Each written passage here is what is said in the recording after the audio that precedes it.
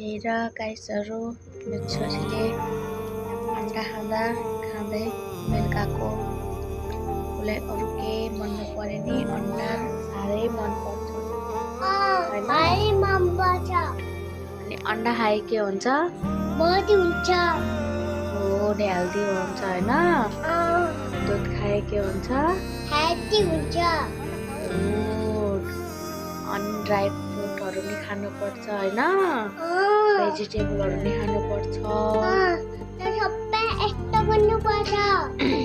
Good. अरू केही खाए नि नखाए नि बेलुका यति चाहिँ चाहियो। अब उसलाई यति खाएपछि सबै थोक पुग्यो।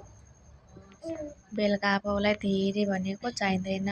बेलुका कहिलेकाहीँ यसो भात खाने हो, नभए बेलुकाको उसको खाना यही हो। भात पनि खान्छ तर कहिलेकाहीँ हो, धेरै जसो त यस्तै खान्छ ऊ।